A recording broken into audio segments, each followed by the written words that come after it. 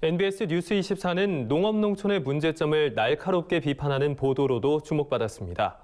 특히 농업 부문이 미세먼지 피해 대책의 사각지대라는 점을 특종 보도하면서 뜨거운 반향을 일으켰는데요.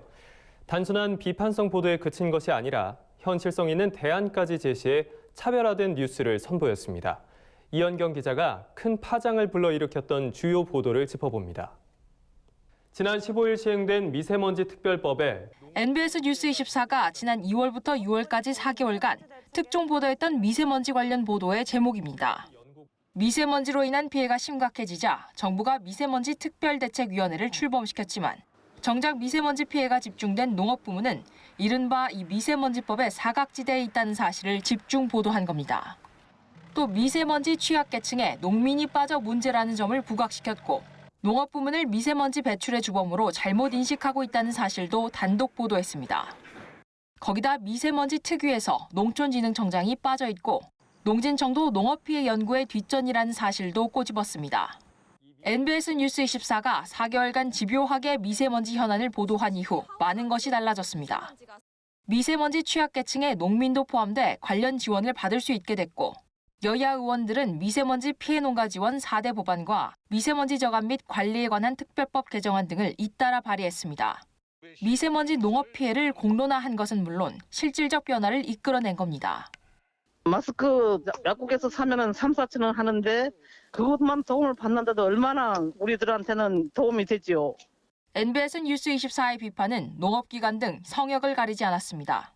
한국농촌경제연구원이 3, 4월 축산관측을 통해 잘못된 예측을 내놓자 축산관측의 이런 문제점을 조목조목 지적했고 농경연도 오류를 인정했습니다. 표본농가가 그때그때 날씨 변화에 대한 부분은 잘 반영을 못하거든요. 3월 말에서 4월 초까지의 변화는 그때는 반영을 못한 거죠. 농경연의 관측 내용을 믿고 사육 규모를 결정하려던 양돈 농가들이 큰 피해를 볼 수도 있기 때문에 농업 연구의 전문성과 책임성을 촉구하는 보도로 농민의 마음을 대변한 겁니다.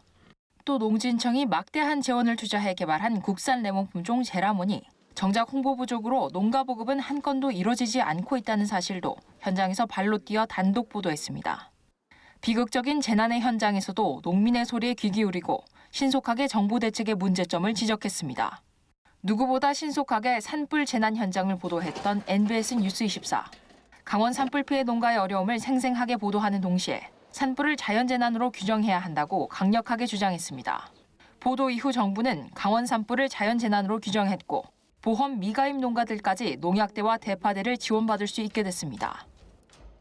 농민들의 불법 행위도 눈 감지 않고 문제점을 지적하는 한편 대안까지 제시했습니다.